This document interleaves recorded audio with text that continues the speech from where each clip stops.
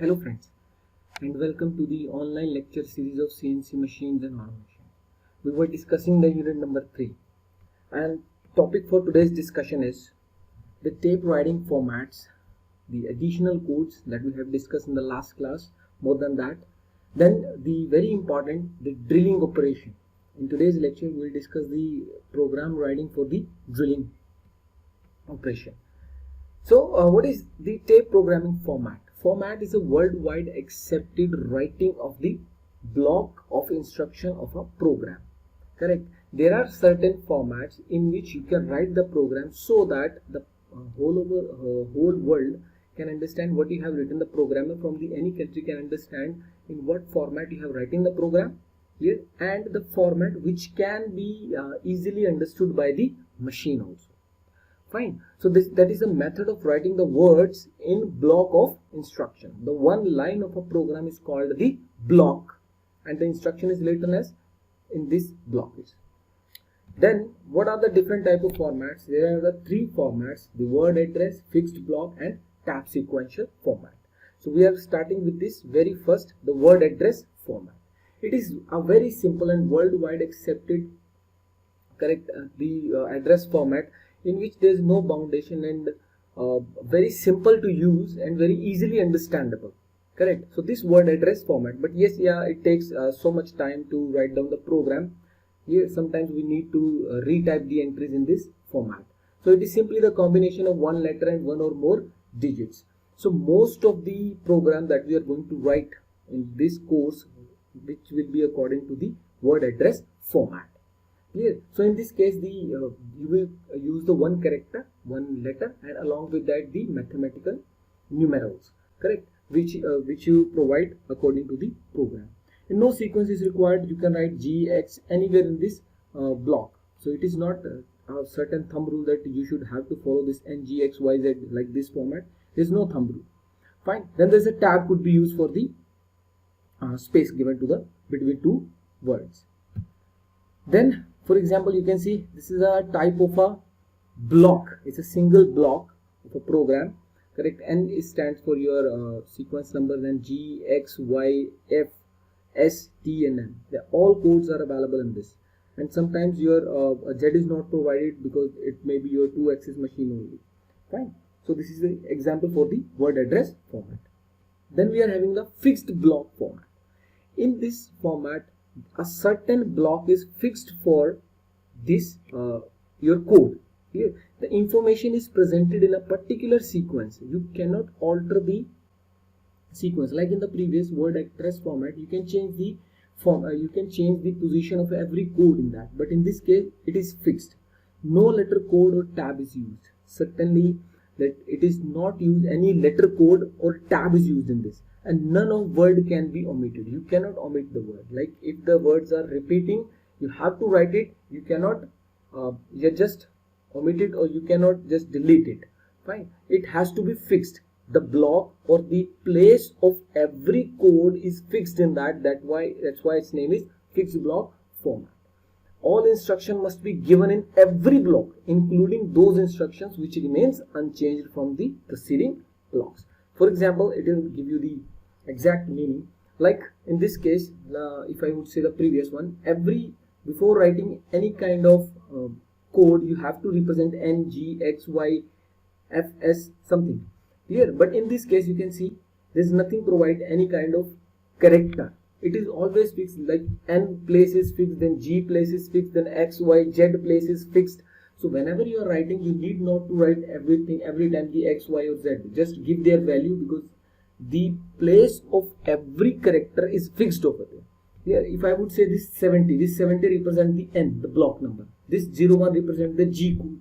This represent X, this represent Y, Z, and so on. Clear? Easy to work in positioning program. Positioning programs like your drilling program. It is very easy. It is very useful in that kind of programming. Then the third one is tab sequential. Correct. In this tab sequential, it is actually the in between, midway of the word address and the fixed block format. In this, instructions are given in identical sequence as in case of fixed block, and each block is separated by the tab. So what he says that, suppose I have to write this one. Clear? It's a simply word address format. And in the tab sequential, you just right click. See there, in the tab sequential, in place of space, we are using the tab only.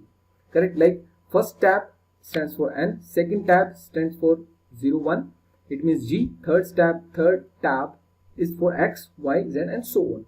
But if in case, if you wanted to write it again, but your value is unchanged in the next line, correct? Say this value is unchanged. So you need to just tab and tab. Okay? Double tab is used. If I need to give next instruction with same X coordinates, then you need not to put the X value over here. You just put tab twice, one tab to X, and then if it is same, then again tab to directly jump to the Y value. Fine. So those instructions which could be same, they can be omitted or they can be neglected by just pressing twice tab. Clear? So that is very easy in case of that. Fine. Tab sequential format is very easy than the fixed word format and the word address format. But in this case, we are using the word address format only because we have a simulator which can easily understand the word address format. Clear? So the 0 point or reference point or offset setting. This is very important while writing any program, while running any program, because the 0 point or the reference point setting is not that thing which is changing according to the job. Here there are two kind of settings. If I would say the machine 0 point, I want to discuss with you. The machine 0 point is that point which is set by the manufacturer. Here it is depending on the capacity, length, size of the machine. It is always set by the manufacturer, and in the machine, in the programming, you would denote it as a D0. That means the machine would be working in the machine coordinate system. Clear? But there's another code which is called floating 0. Floating 0 is that in which it is depending upon your job. Clear? Sometimes we are having a smaller job, sometimes we are having lengthier jobs, or having changed dimension for every job. So how the machine will get to know that the job has been changed? Clear? Every time when you start the program for the first time, you need to take the offset settings. Here, that offset settings are stored in D1 code. How to get that? Like your operator will manually move the tool and touches the job at its diametrically and length. So then it will get to know automatically that what is the size of the job. So it is a manual work which has to be done for the first time only, for the one time only. Clear? So this is M. M stands for machine 0 point. This is machine 0 point, but the length of your job doesn't depend upon it. Clear? Every time the length would be changed. So we have to set according the floating 0, the work 0 point. This is point. Clear? How to get that the work 0 point? It is done manually. The operator will manually move your tool towards the job, and once it touches here, then it will calculate the length. The another time it touches onto this surface, this will automatically get its diameter.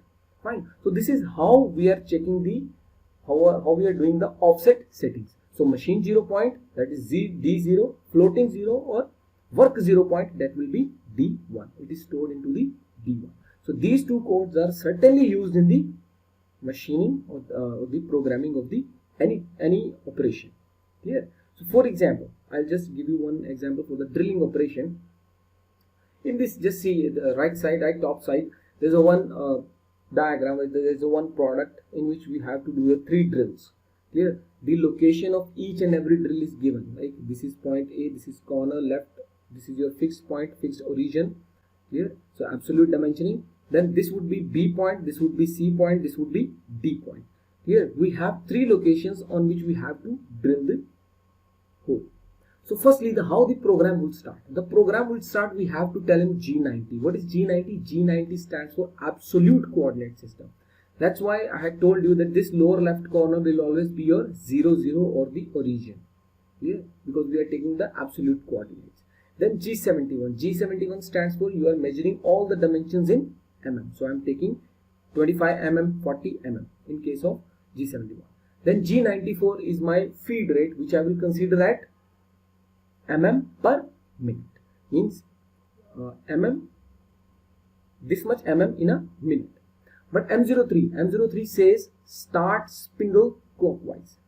Here M codes which I have discussed in the previous lecture. The M codes are given there. M03 stands for start the spindle in clockwise direction. At how much speed? That I have mentioned in S. S stands for spindle speed, which is 1000 rpm.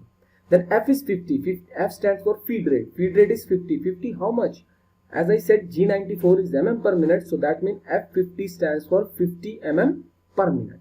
Then T1 stands for your tool number 1. That I am selecting the tool number 1. Then D1. D1 is the work coordinate system, because I have to initiate the work coordinate system.